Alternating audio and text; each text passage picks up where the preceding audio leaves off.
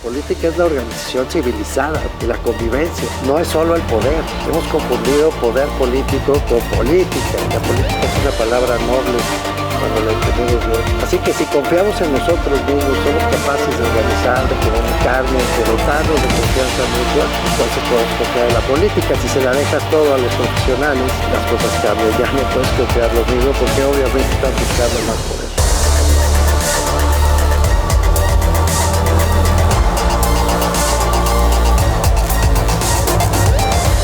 Bienvenidas, bienvenidos.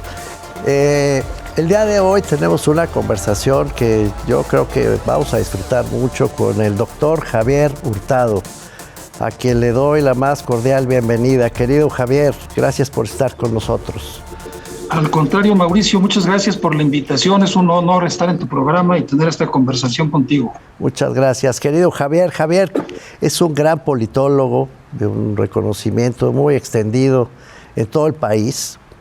Él es un investigador nacional nivel 3, ha sido profesor por muchos años en la Universidad de Guadalajara, actualmente de Derecho Constitucional, fue presidente del Colegio de Jalisco, es profesor de tiempo completo en el Colegio de Jalisco, tiene una obra vastísima. Y querido Javier, eres una de las personas que más se ha preocupado por estudiar y por conocer la relación entre centro y periferia a lo largo de la historia. Eres además un gran conocedor de la historia de Jalisco, pero también de México. Entonces, te propongo que empecemos por ahí, Javier. ¿Qué tan compleja ves hoy? Empecemos por hoy y nos vamos para atrás, si te parece. ¿Cómo ves la relación centro-periferia en este momento? Empecemos por ahí.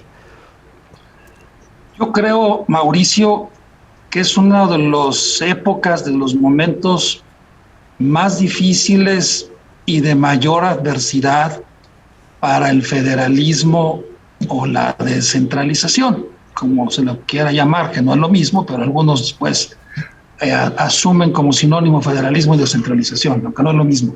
Así es. Entonces, yo creo que efectivamente este es uno de los momentos en el cual el federalismo se ha visto más afectado. ¿A qué es debido esto?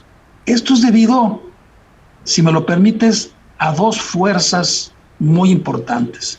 Sí. En primer lugar, bueno, y no por decirlo en primer lugar es que sea más importante, creo que son igualmente determinantes, pero en primer término quiero decir, digamos, el impulso de la administración pública, el impulso de la gestión pública. O sea, hay una tendencia del gobierno federal, del Ejecutivo Federal, a centralizar cada vez más atribuciones en la propia presidencia y en sus secretarías y organismos que dependen del Poder Ejecutivo Federal. Esto responde más bien a una lógica, digamos, político-administrativa. Quizás se pudiera prescindir de eso. Yo no lo veo tan necesario, yo no lo veo como que sea un signo de los tiempos en que tengamos que avanzar hacia allá. No, yo pienso que ese es un asunto político, de voluntad política, y que igual el presidente pudiera revertirlo y darle un giro importante en favor del federalismo, pero lo está haciendo al revés. Y la otra fuerza es legislativa, Mauricio. Es una fuerza legislativa que deriva de una dinámica político-legislativa en el Congreso de la Unión. ¿Y en qué consiste eso? Esa consiste en la expedición cada vez más frecuente de leyes generales, de códigos nacionales y de leyes únicas. Nos estamos acercando peligrosamente a tener un sistema jurídico propio de un sistema unitario, o que hasta nos envidiaría un sistema unitario como el francés, más centralizado que el francés. Entonces, esa es una tendencia, esa es una especie de moda, esa es una especie de fuerza incontrolable, Mauricio, que una vorágine que se lleva y que devora a los propios legisladores y al presidente de la República, porque no la logran entender ni la logran dominar. Por ejemplo, se va a expedir un Código Nacional de Procedimientos Civiles, una ley general de Penales catastros también, y registros públicos nacionales. Sí, señor. Se acaba de aprobar, Mauricio, Sí. una ley general de movilidad en todo el país Sí. que contiene aspectos positivos, sin lugar a dudas. Sí. Sí, contiene aspectos positivos, pero también hay Pero es otros urbana. que van en aras, pues, Claro. de la homologación y de la centralización y que pasan por encima de las entidades federativas de los municipios y de la diversidad que caracteriza a este país en sus diferentes regiones. Entonces, para no abusar mucho de la palabra, Mauricio, No, por favor. serían esas dos fuerzas, insisto, estamos viviendo un momento delicado del federalismo, producto de dos tendencias que están muy presentes. Una Sí. propiamente de la administración pública, por decisiones político-administrativas, y la otra de carácter político-legislativo. Sí. Creo que la de político-legislativo es más difícil de controlar porque ni ellos mismos la entienden. Eso lo ven como una tendencia inevitable, que como que se los está comiendo, como que es una tendencia que los devora a ellos mismos. Javier, Y la en otra estos- no, la en otra es estos- una tendencia en la cual ellos deliberadamente se devoran a los estados y a los En municipios. estos 2 minutitos que nos quedan antes de que tengamos que ir a un corte, querido Javier, ¿a qué lo atribuyes? ¿Al régimen de partidos o simplemente a la voluntad de un solo hombre, para usar la expresión común cuando se refiere uno al presidente López Obrador?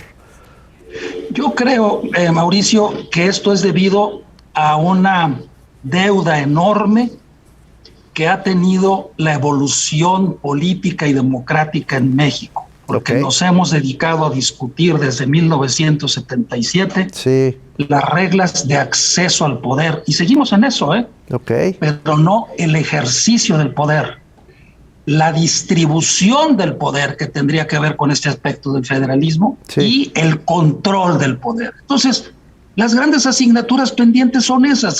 Destacaría de manera muy importante el asunto de la distribución del poder. No se ha discutido desde que se crearon aquellas mesas para discutir la reforma del Estado después de las reuniones del Grupo de San Ángel, Muy del Castillo de importante. Chapultepec, esas mesas que tú conoces muy bien. Muy importante. No se ha vuelto a tocar absolutamente De acuerdo, nada Javier. de eso. De acuerdo. Javier, hagamos aquí el corte, Claro porque que sí. coincido plenamente con lo que estás diciendo, la verdad, y me interesa mucho tu punto de vista sobre eso, cómo replantear la distribución del poder y los equilibrios en el ejercicio del poder con un federalismo. Tienes razón, que hoy parece estar pues pasando por una verdadera planadora político-administrativa y político-legislativa. Lo has dicho espléndidamente. Volvemos enseguida. Estamos con Javier Hurtado hablando de la complejísima relación entre centro y periferia en México. No se vayan.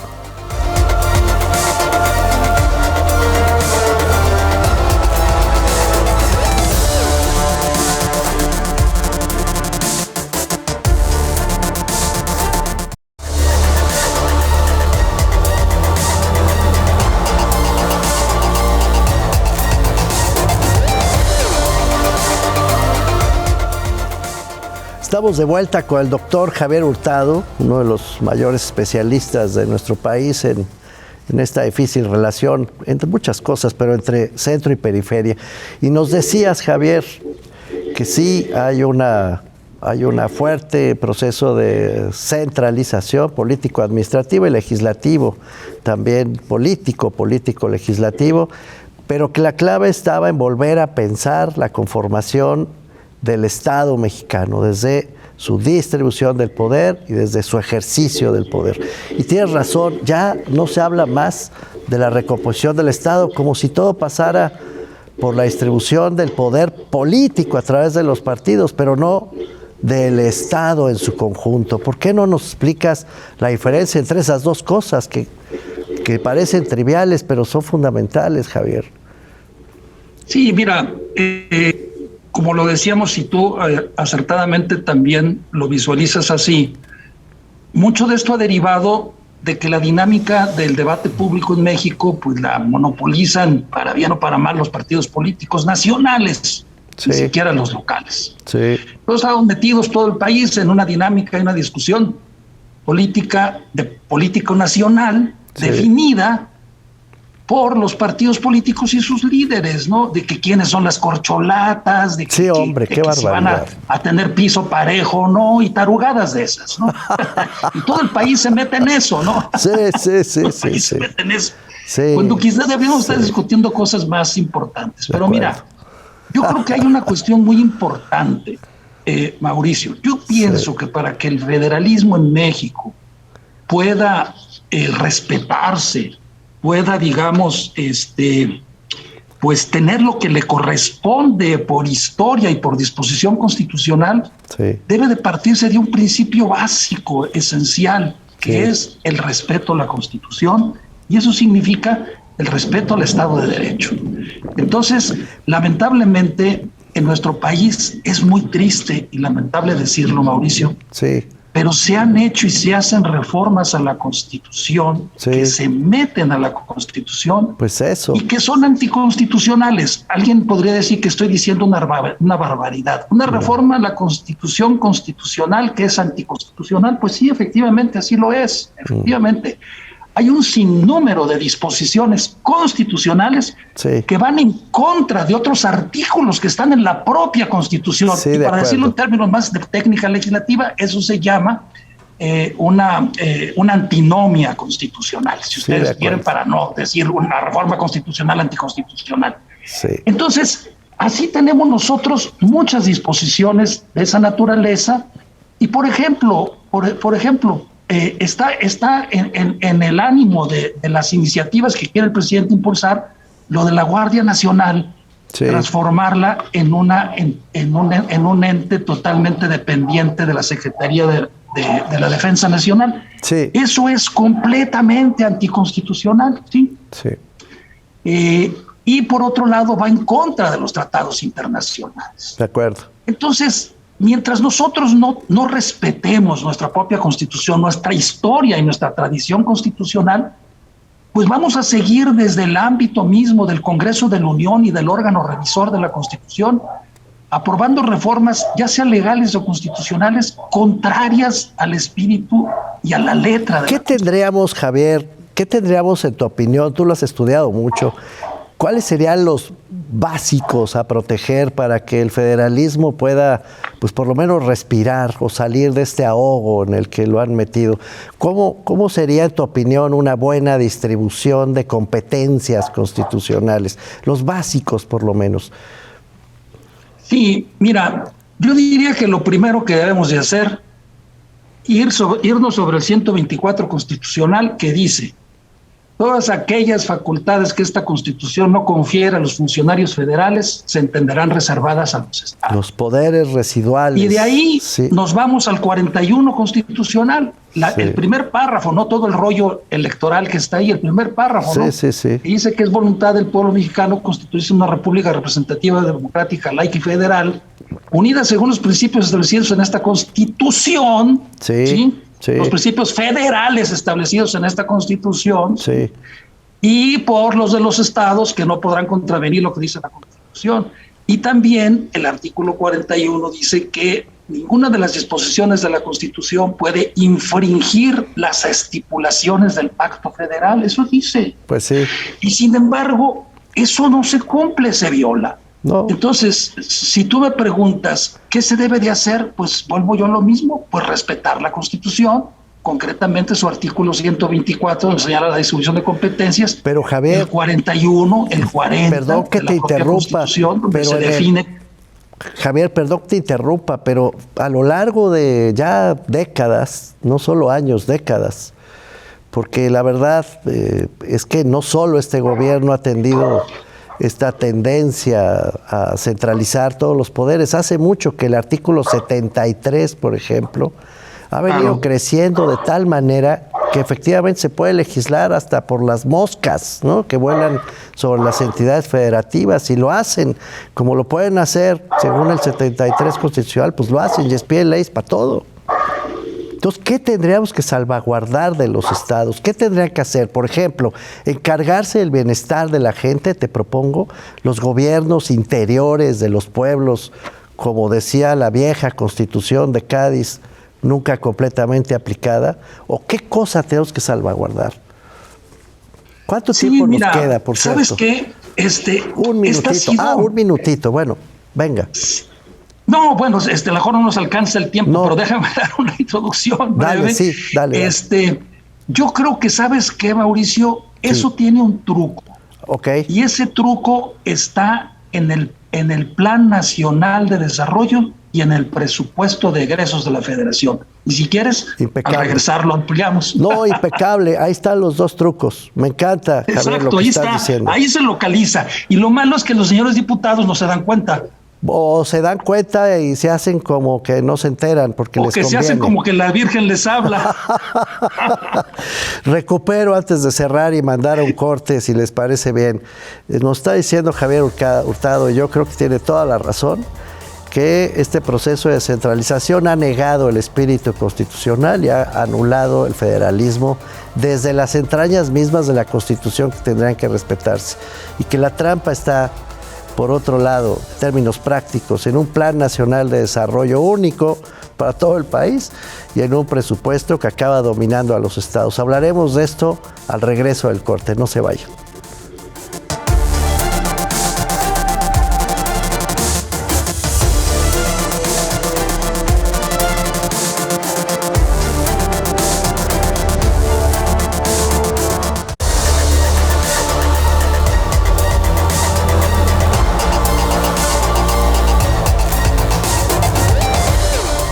Estamos de vuelta con el doctor Javier Hurtado para este último segmento. Querido Javier, tienes razón. La Constitución ha sido muy vulnerada y ha propiciado un proceso de centralización creciente. Pero nos decías, la trampa del Plan Nacional de Desarrollo y la trampa del presupuesto. Te cedo la palabra, querido Javier, para que desarrolles esas ideas. Sí, mira, cómo no, con mucho gusto, Mauricio. Mira, en primer lugar, el asunto está en que la Constitución le impone la obligación al presidente electo, de elaborar un plan nacional de desarrollo, y por disposición de lo establecido en la Ley Orgánica de la Administración Pública Federal, quien coordina ese trabajo es la Secretaría de Hacienda. Anteriormente lo fue, tú recordarás, la entonces Secretaría de Programación y Presupuesto. Y está en la Constitución, por cierto, como Sistema Nacional de Planeación Democrática. Exactamente, todavía. Que está en el 26, o el 28 constitucional. 26 constitucional. Sí. Entonces, el presidente electo, en primer lugar, el presidente tiene que plantear una plataforma. Sí. Una plataforma electoral. Todos los candidatos plantean una plataforma. Y sobre la base de la campaña, en la tradición de Lázaro Cárdenas, se dice que la campaña van recibiendo demandas. Sí. Y las van registrando, ciertamente las van registrando, sí las van registrando. Sí. Hasta un candidato a presidente municipal o un candidato a gobernador lo hace, porque luego eso les piden a los candidatos a presidentes municipales y candidatos a gobernadores que lo enuncien y lo mencionen cuando solicitan fondos federales. Claro. Dígame usted, ¿cuál es la necesidad y la justificación social de esto? Y luego le dice, ¿y con qué se relaciona con el Plan Estatal de Desarrollo y con el Plan Nacional de Desarrollo? Ahí están los candados. Bueno, en el caso del presidente o de los candidatos a presidente, hacen una plataforma electoral, recogen demandas. Sí. El que gana, el que triunfa es presidente electo. Ese presidente electo tiene que hacer un Plan Nacional de Desarrollo. Sí. Un Plan Nacional de Desarrollo que con trucos dicen que es un sistema de planeación democrática. Y no es cierto. Es un sistema muy controlado de planeación en el cual invitan a través de ejercicios Delphi a gente. A mí me llegaron a invitar cuando candidato era Vicente Fox, el presidente electo, a participar en esa elaboración de las propuestas para el Plan Nacional de Desarrollo. Bueno, después de ahí pasa a la Cámara de Diputados. La Constitución establece que para el Plan Nacional de Desarrollo, el Congreso de la Unión tiene la intervención que le señale la Constitución y la propia ley.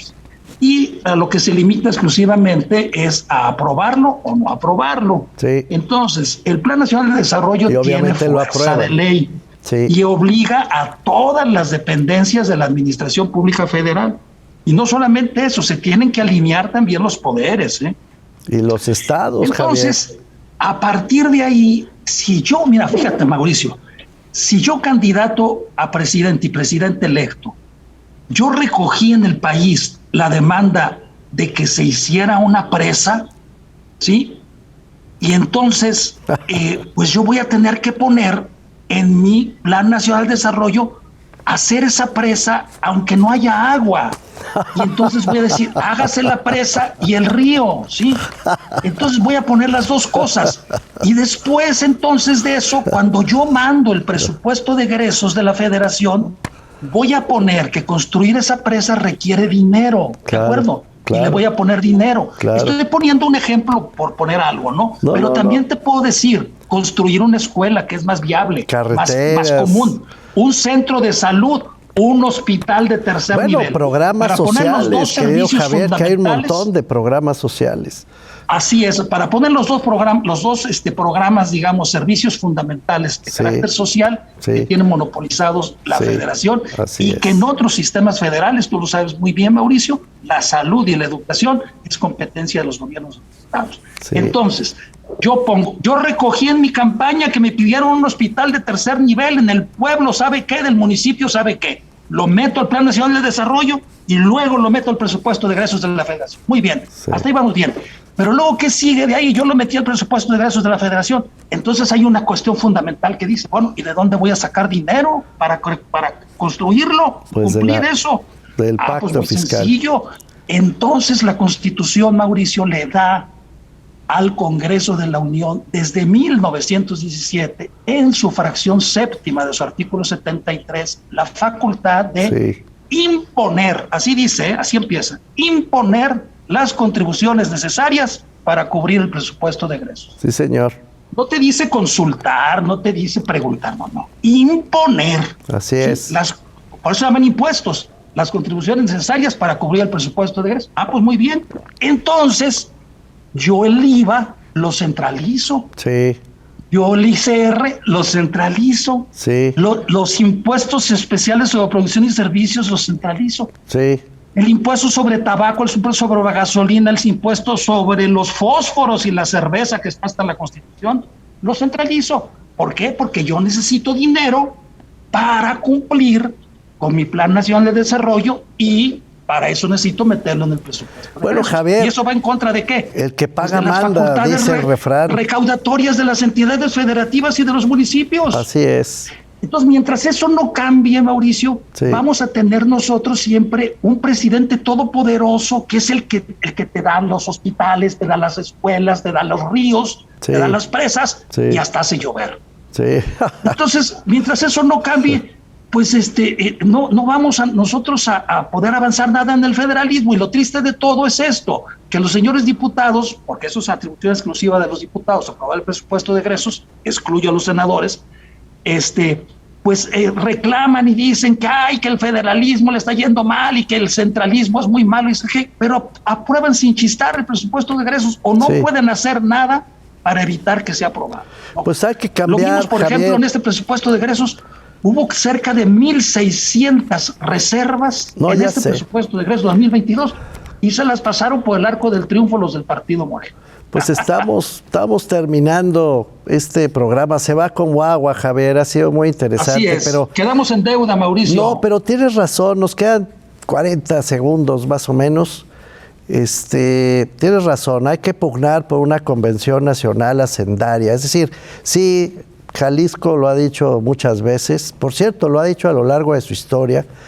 Pero lo está diciendo otra vez. Sí necesitamos un nuevo pacto fiscal, una nueva convención nacional hacendaria. Por lo menos yo creo que sí. Empecemos por ahí. Yo creo que sí. ¿Y sabes qué? Yo pienso que debía de definirse en la Constitución qué porcentaje del IVA y del ISR se debe retener la federación y cuánto le corresponde a los estados y los municipios, como lo hace Alemania y lo tiene en su ley fundamental, que es su Constitución. Que así sea, querido Javier. Ha sido un privilegio tenerte en este programa. Muchísimas gracias. Al contrario, Mauricio, un honor, un gusto. Te mando un fuerte abrazo. Un saludo a toda tu audiencia. Gracias, querido Javier. Gracias. Te mando un fuerte abrazo.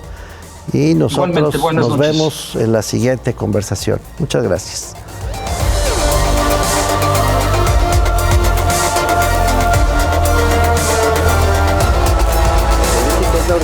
Civilizada de la convivencia, no es solo el poder. Hemos confundido poder político con política. La política es una palabra noble cuando la entendemos bien. Así que si confiamos en nosotros mismos, somos capaces de organizar, de comunicarnos, de dotarnos de confianza mutua, entonces podemos confiar en la política. Si se la dejas todo a los profesionales, las cosas cambian. Ya no puedes confiar lo mismo porque obviamente están buscando más poder.